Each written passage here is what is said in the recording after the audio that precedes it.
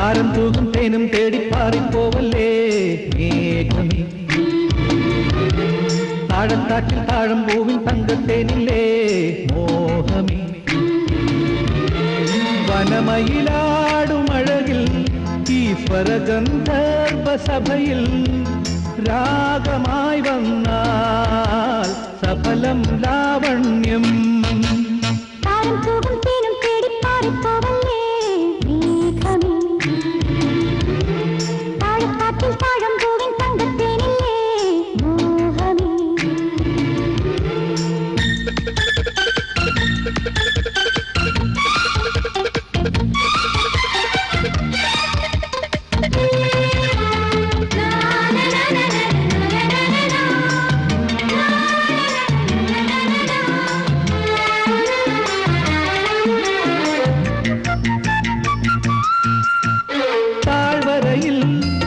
കാളിദാസമേഘം പോലെ നീയും കാണിറങ്ങി വന്നാൽ വൃന്ദഗാനമായി.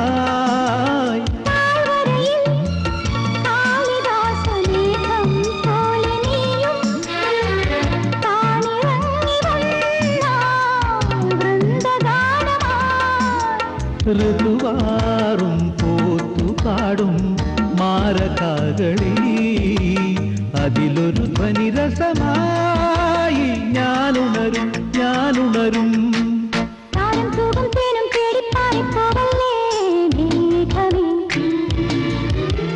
താഴത്താറ്റിൽ താഴം പൂവിൻ തങ്കത്തേനില്ലേ മോഹമേ.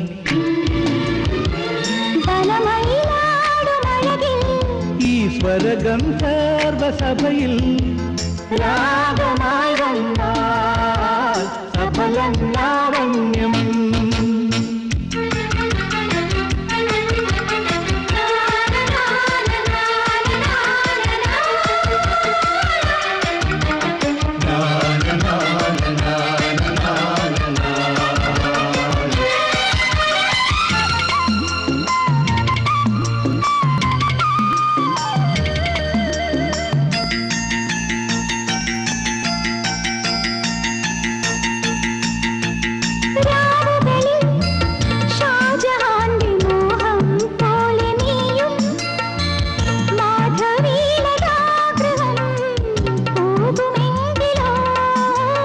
രാവുകളിൽ ഷാജഹാന്റെ മോഹം പോലെ നീയും മാധവീലതാഗൃഹം പോകുമെങ്കിലോ.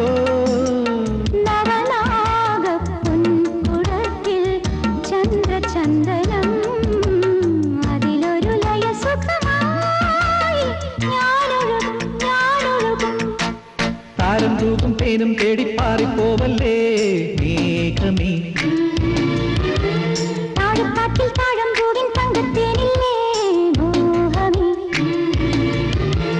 വനമയിലാടുമഴകിൽ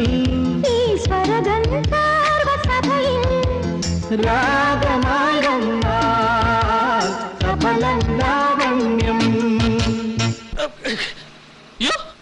ഇതെപ്പോഴാ ഇതിനകത്ത് കയറിയത്?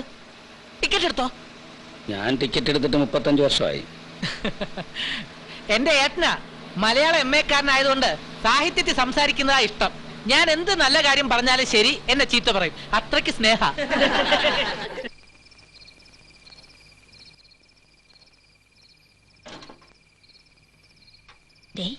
സുധാകരൻ തൂത്തുക്കുടിന്ന് വന്നിട്ടുണ്ട്. ഓ വന്നോ? ഇനി എന്തായതാന്നൊന്നും ചോദിച്ച് അവനെ വിഷമിപ്പിക്കണ്ട. എന്താ ഒരു മുൻകൂർ ജാമ്യം? ഓ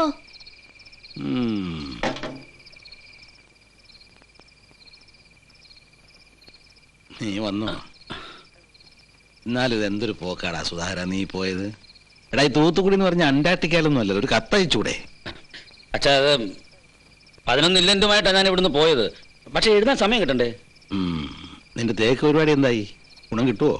ഈ നാടിന് തേക്കല്ല ആവശ്യം, പിന്നെ സത്യസന്ധത. ഇന്ന് നട്ട് 20 കൊല്ലം കഴിഞ്ഞ് മുളച്ചാലും കുഴപ്പമില്ല. സത്യസന്ധതയുടെ വിത്ത് ആരെങ്കിലും ഈ നാട്ടിൽ കുറച്ച് നട്ടേ പറ്റൂ. നീ സാഹിത്യം കള. പ്രോവിഡന്റ് ഫണ്ടിൽ നിന്ന് 3000 രൂപ കടമെടുത്താ നിന്നെ തൂത്തുക്കുടിയിൽ അയച്ചത്. സകല ചെലവും കഴിഞ്ഞ് ആദ്യത്തെ ശമ്പളം തന്നെ 2000 കവിയുന്നല്ലേ നീ പറഞ്ഞേ? നിന്റെ 2000 കവിഞ്ഞില്ലേ? അച്ഛാ അതൊക്കെ ബ്രോഷറിലടിച്ച് ആൾക്കാരെ പറ്റിക്കല്ലേ. പറയുന്ന വാക്കും ചെയ്യുന്ന പ്രവൃത്തിയും തമ്മിൽ ബന്ധമില്ല വന്നാല് കഷ്ടമല്ലേ? അച്ഛാ ഒരൊറ്റ മാസം കൊണ്ട് 7500 യൂണിറ്റ് വിൽക്കാനാണ് ഞാൻ പ്ലാൻ ഇട്ടത്. ടാർജറ്റിലെത്താൻ 2500 കുറവേ ഉള്ളൂ. തലപ്പത്തിരിക്കുന്ന ഈ ഷെയർ ഹോൾഡേഴ്സ് ആണ് ഈ കള്ളക്കളിച്ച് കൂട്ടു നിൽക്കുന്നത്. വിശ്വസിക്കാൻ കൊള്ളത്തില്ല അച്ഛാ ഒറ്റൊരെണ്ണത്തിന്. അപ്പൊ 3000 പോയോ? ഇല്ല, 1700 തിരിച്ചു കിട്ടി. 1300 പോയി കിട്ടി. അതെ.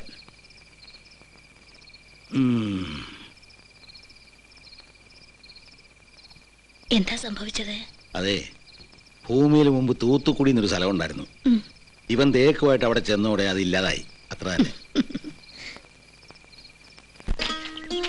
അമ്മണി ഇതോടെടുത്തോ. വല്യേട്ടന് കുളി കഴിഞ്ഞിടാൻ വല്ലതുണ്ടോ? വല്ലതുണ്ടോന്ന്? ഇല്ല, ഇത് മാത്രമേ ഉള്ളൂ. എങ്കിൽ ഞാനൊരു മുണ്ടും ഷർട്ട് പെട്ടെന്ന് അലക്കി തരാം.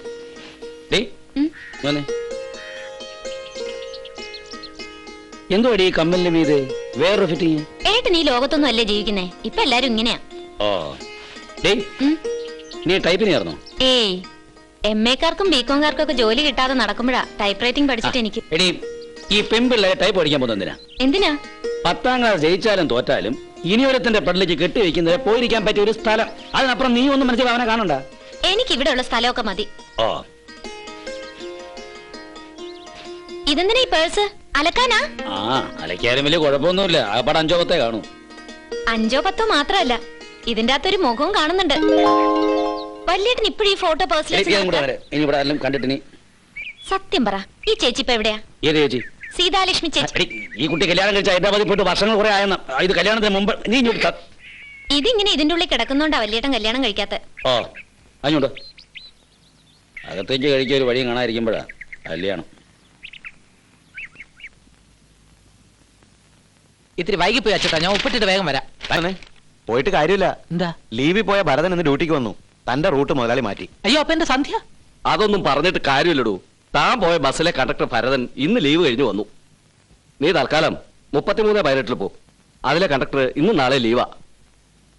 ഭരതനെ 33 18 മാറ്റിയിട്ട് എനിക്ക് പഴയ റൂട്ട് തന്നെ തന്നൂടെ മുതലാളി? ആ റൂട്ട് എനിക്കിപ്പോ കാണാപ്പാടാ. അത് പറ്റില്ല. തനിക്ക് ഞാൻ പറയുന്ന റൂട്ടേ പോകാൻ പറ്റുമോ? പറ്റില്ല. എന്നാ തനിക്കുള്ള പണിയില്ല, പോ.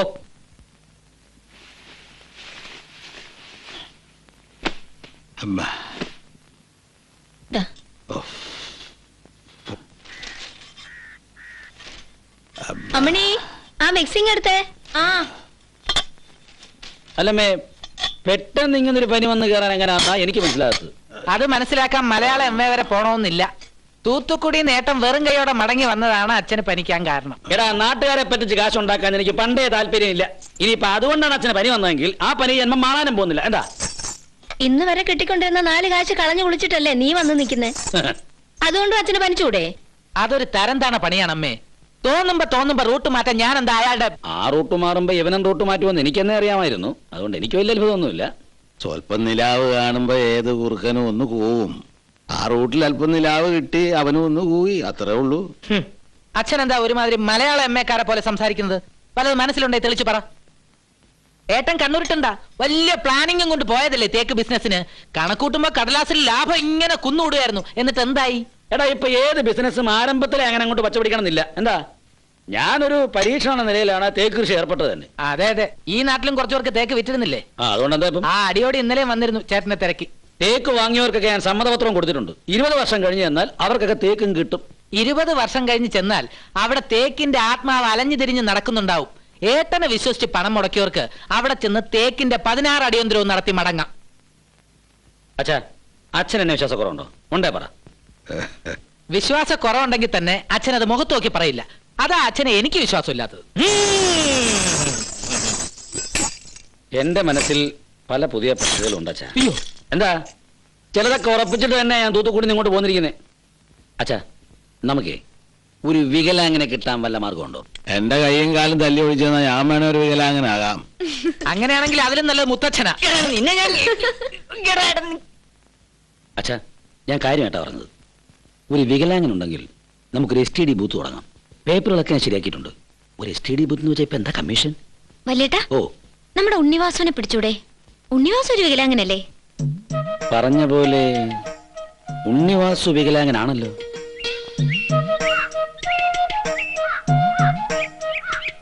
ഉണ്ണിവാസു, സുധാകരനോ വന്നു? ഞാൻ അറിഞ്ഞു. നീ ഇങ്ങോട്ട് വന്നേ. ചൂണ്ടയിലൊന്നും കൊത്തിയിട്ടില്ല. കൊത്തുമോന്ന് നമുക്ക് നോക്കാം, വാ.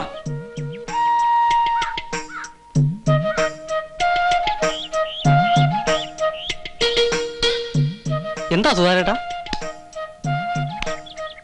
നീ മതി. ഏട്ടൻ എസ് ഡി ബൂത്തിന് തറക്കല്ലിട്ടു അല്ലേ? തറക്കല്ലോ? ചേച്ചി പറയുന്ന ഉണ്ണിവാസുവിനെ കിട്ടിയ കാര്യം അമ്മേ. ഓ അതാണോ? വിചാരിക്കുന്ന ഏത് കാര്യം നടത്താനും ഇവിടെ ഓരോരുത്തർക്കും നല്ല സാമർഥ്യ. അവരുടെ ഏത് ആഗ്രഹത്തിനും അച്ഛനും അമ്മയും കൂട്ടു നിൽക്കുകയും ചെയ്യും. എന്റെ കാര്യം വരുമ്പോ മാത്രം ആർക്കും ചെവി കേൾക്കൂല. നിന്റെ ഏത് കാര്യത്തിനാ ഇവിടെ ചെവി കേൾക്കാതിരുന്നിട്ടുള്ളത്? എനിക്കൊരു സിന്ധി പശുവിനെ വാങ്ങിച്ചു തരാമെന്ന് പറഞ്ഞിട്ട് നാളെ എത്രയായി? ചേട്ടന്റെ കായക്കച്ചവടം വന്ന് ആഴ്ചയിൽ 3 ദിവസമായി. പിടിച്ചു കെട്ടാൻ ഒരു പശു ഉണ്ടെങ്കിൽ ഞങ്ങൾ എങ്ങനെയെങ്കിലും പിടിച്ചു നിന്നോളാം. അച്ഛനോട് പറഞ്ഞ് അമ്മ ഒരു 5000 രൂപ വാങ്ങിത്താ. പശുവിനെ വാങ്ങി ഞാനിത് ശ്രീധരത്തിന്റെ കണക്കിൽ ചേർത്തോളാം. പശുവിനെ വാങ്ങണമെന്ന് പറഞ്ഞു തന്നെയല്ലേ കഴിഞ്ഞ വരവിലും ചേച്ചി കാശ് വാങ്ങിപ്പോയത്? ആ കാശ് കൊണ്ട് പണയം വെച്ച ആഭരണങ്ങൾ തിരിച്ചെടുക്കാന്ന് എന്റെ ഭർത്താവ് പറഞ്ഞാ എനിക്ക് വേണ്ടെന്ന് പറയാൻ പറ്റുമോ? ഓരോ തവണ ചേച്ചി ഇവിടെ വന്നു പോകുമ്പോഴും കിട്ടാവുന്നതൊക്കെ കൊണ്ടുപോകാറില്ലേ? ഇനിയെങ്കിലും അതൊക്കെ ഒന്ന് നിർത്ത്. നമ്മളോടൊക്കെയുള്ള സ്നേഹം കൊണ്ട് അച്ഛനൊന്നും പറയാത്തത്. ദേ മുളക് വാരി മുഖത്ത് ഞാൻ എപ്പോഴാടി അച്ഛനെ ബുദ്ധിമുട്ടിച്ചത്? ഞാൻ ഇവിടുന്ന് എന്തെങ്കിലും കൊണ്ടുപോകാറുണ്ടെങ്കിലേ അതെനിക്കും കൂടി അർഹതപ്പെട്ടത് തന്നെയാ. ഒരു കല്യാണവും കഴിച്ച് ഒരുത്തിനോട് പൊറുക്കുമ്പോഴേ നിനക്ക് അതിന്റെ വിഷമം മനസ്സിലാവും. മിന്നു കഴുത്തെ വീണതുകൊണ്ടായില്ല മോളെ. ഒരു ഭാര്യയാവാനേ ഒരുപാട് സർക്കസ് കളിക്കണം. ഈ പശു ഒരു സർക്കസ് ആണെന്ന് കരുതിയാ മതി. കള ഒന്ന് നിർത്ത്. അച്ഛൻ വരുമ്പോ നിന്റെ കാര്യം ഞാൻ പറഞ്ഞോളാം. ആരാ തേങ്ങ ഇടുന്നേ? നീ എന്തുവാടായി കാണിക്കുന്നേ?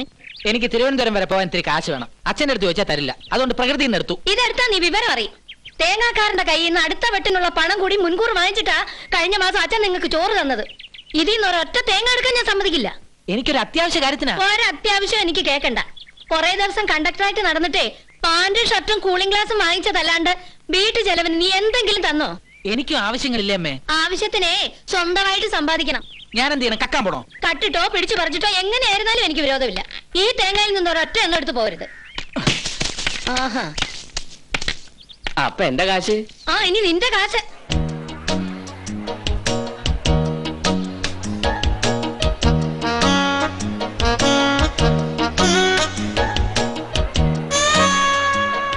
തിരിച്ചു വന്നു കഴിഞ്ഞിട്ട് 25 രൂപ കൂടുതലായിരുന്നത്. 50 രൂപ കയറ്റിയാലും വാങ്ങാൻ ആളുണ്ട്. സൂപ്പർ സ്റ്റാറിന്റെ പടവാ. പോരാത്തിന് 7 ഇടിയും. വേഗം ചെല്ല്. സീറ്റ് നമ്പർ ഒന്നുമില്ല. ടിക്കറ്റ് ഉണ്ടോ? ഞങ്ങൾ 4 പേരുണ്ട്. 4 ഉണ്ട്, പക്ഷെ 100 രൂപയാവും. എത്രയായാലും വാ. ബ്ലാക്കിലേ ഉള്ളൂ. 4 എണ്ണത്തിന് 100 രൂപ. സാരില്ല. തുറച്ചു നോക്കൊന്നും വേണ്ട. കുറച്ച് കാശിന്റെ ആവശ്യം ഉണ്ടായിരുന്നു. തൽക്കാലം ഈ ഒരു മാർഗ്ഗമേ കണ്ടുള്ളൂ. എനിക്ക് നല്ലൊരു പണി കിട്ടട്ടെ. നിനക്കും നിന്റെ കൂട്ടുകാരികൾക്കും എന്റെ ചെലവിൽ ഒരു മാറ്റിനി കാണിച്ചു തരാം. എവള് കൂടിയുള്ളതുകൊണ്ട് 100 വേണ്ട, 50 മതി.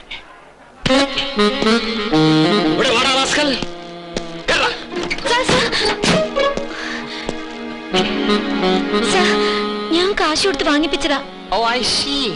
ലേഡീസും കൂടി ഉൾപ്പെട്ടതാണോ ഇവരുടെ റാക്കറ്റ്? എങ്കിൽ കേറിക്കോ, ഞാൻ സൽക്കരിക്കാം. ബ്ലാക്കിൽ ആര് ടിക്കറ്റ് വിറ്റാലും ഞാൻ തൂക്കും, ബ്ലാക്കിൽ ആര് ടിക്കറ്റ് വാങ്ങിയാലും ഞാൻ തൂക്കും. കള്ളന്മാരെ തൂക്കുന്നത് രാംകുമാർ IPS ഒരു നാടൻ കല മാത്രമാണ്. വണ്ടി വിടെ.